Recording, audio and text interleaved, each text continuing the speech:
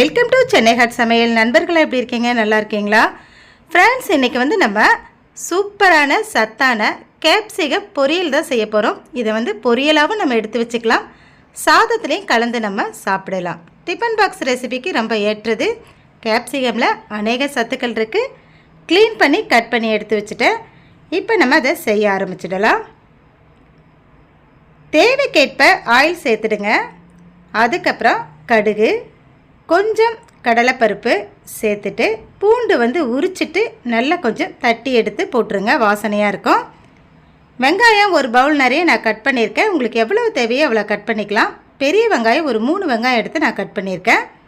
இப்போ எல்லாத்தையும் சேர்த்து நல்லா வதக்கிக்குங்க. வெஜிடபிள்ஸில் நிறைய சத்துக்கள் இருக்குதுன்னு எல்லாருக்கும் தெரியும். குடைமிளகாயில் என்ன சத்து இருக்குதுன்னு பார்க்கலாம். நீர் சத்து அதிகமாக இருக்குது, நார் சத்தும் இருக்குது. அது மட்டும் இல்லை, குறைந்த அளவு கலோரியாக இருக்கிறதுனால கெட்ட கொழுப்பு இதில் கிடையாது. மஞ்சள் பொடி, உப்பு கொஞ்சம் சேர்த்துட்டேன். இதை வதக்கி எடுத்துக்கலாம். காய்கறிகள் நம்ம பொதுவாகவே குழந்தைங்க சாப்பிட மாட்டாங்க.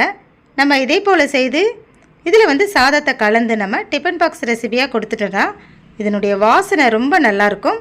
டேஸ்ட்டு ரொம்ப ரொம்ப அட்டகாசமாக இருக்கும். வெங்காயம்லாம் நல்லா வதங்கினதுக்கப்புறம் குடைமிளகாவை கட் பண்ணி வச்சுருந்தது அதில் சேர்த்துட்டு நல்லா வதக்கிட்டோம். இதில் தண்ணியெல்லாம் எதுவும் சேர்க்கக்கூடாது. அப்படியே வதக்கி விட்டுக்கிட்டே இருந்தீங்கன்னா அதில் இருக்க தண்ணியே இதுக்கு போதுமானதாக இருக்கும். நான் சொன்னல நீர் சத்து இதில் நிறைய இருக்குதுன்னு. அதே போல் இது நல்ல ஒரு தண்ணி காய் தான், ரொம்ப சூப்பராக இருக்கும். இப்போ ரெடி ஆகிடுச்சு. எடுத்து நம்ம கொஞ்சத்தை வச்சுட்டு மிச்சம் இருக்க பாதியில் வந்து நம்ம சாதத்தை கலரலாம். குடைமிளகாயை சிறுபருப்பு போட்டு கூட்டு வச்சு கூட சாப்பிட்லாம், ரொம்ப நல்லாயிருக்கும். குடைமிளகாயில் அலர்ஜி பிரச்சனை வராது, சிறுநீர் கணைய பிரச்சனை வராது, புற்றுநோய் கூட இதை தடுக்கக்கூடியதாக இருக்குதுன்னு சொல்கிறாங்க. இப்போ நம்ம வந்து ரொம்ப சூப்பராக அழகாக செய்துட்டோம். இதில் பொழுன்னு சாதத்தை போட்டு நல்லா கலந்து விடுங்க. எப்போவுமே சாதம் கலரும் பொழுது சின்ன கரண்டியை யூஸ் பண்ணுங்கள், அப்போ தான் உடையாமல் வரும். இப்போ நல்லா கலந்தாச்சு.